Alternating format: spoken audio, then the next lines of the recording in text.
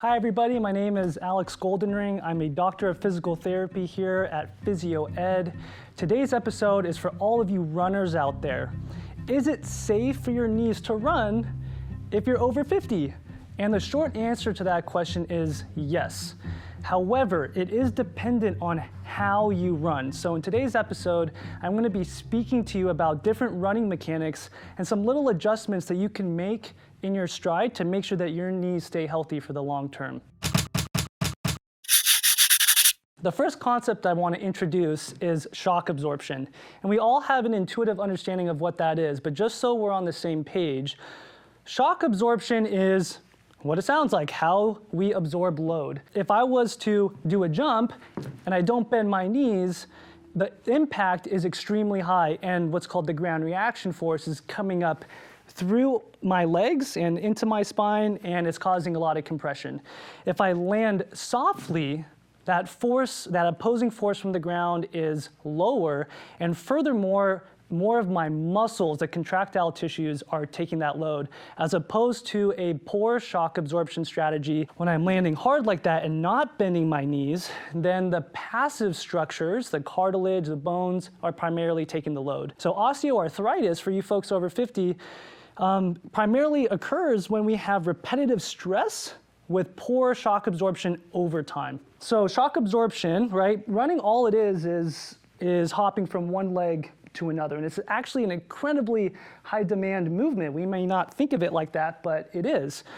So in terms of loading properly at initial contact, and some folks may strike with your forefoot, some may strike with your heel. That's irrelevant for what we're talking about right now. However, when you contact the ground, the knee is going to be straight, maybe slightly bent 5 degrees or so. And then there's a loading phase where the knee needs to bend to about 40 degrees. If that's not happening, we classify that as fair shock absorption. If it's less than a certain amount, 15, 20 degrees, then we classify that as poor shock absorption. And of course, when you're running, you're not gonna know, am I going from 0 to 40 degrees of knee excursion, but what you will hear is how loud you're hitting the ground. So if you're one of those runners where people are hearing you from a couple miles away, you probably don't have the best shock absorption. So we gotta get you landing more softly. So the cue that I want you to take away from this particular concept is to try to land softly, be quiet when you run, and that will help you load properly and offload the stress in the primary knee joint. Now the next concept is ankle bend. And we may not think that ankle bend is related with removing stress on the knee, but it certainly is. And I'm sure a lot of you do calf stretches before you go running, after you go running, and that's all good. However, most people don't have strong enough calves.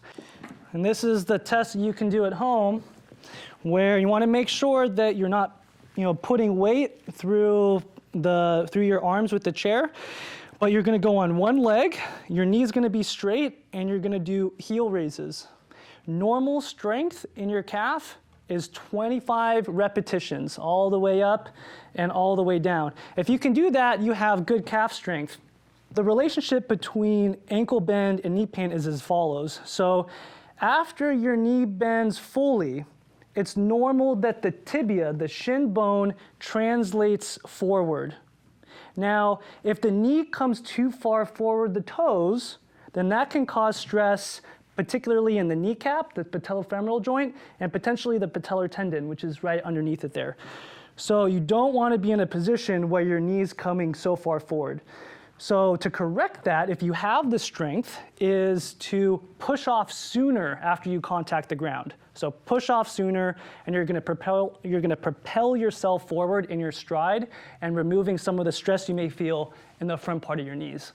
Concept 3 is looking at the hip, okay? And there's a bunch of things that go on with the hip as it relates to the knee, and I'm just going to focus on one particular concept. There's 2 ways to squat. There's a knee strategy, and then there's a hip strategy. A knee strategy is where the knees bend and the chest stays upright. So again, relating this with the ankle bend issue, my knees are over my toes, and that's gonna cause stress in the front part of my knees here. By contrast, a hip strategy is where the hips are sent back, the chest comes forward, and I have a view of the front half of my shoes here. And in this particular case, I'm going to be using more of my glutes and less of my knees. Obviously, I'm still using my quads, but it's now a lot of the load is being distributed to the hips. In the context of running, a lot of people run with their chest upright like this. And so if you relate that with what I just talked about with the squatting strategy, we would put that in the camp of a knee-dominant position. It's recommended that someone should run with a hip-dominant strategy so that the load is now starting to go through some of the hips.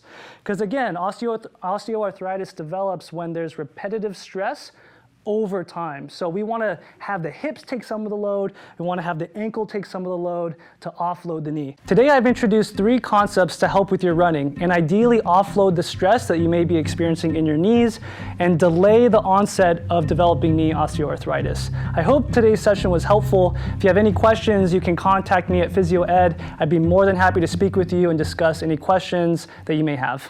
Thanks for your time.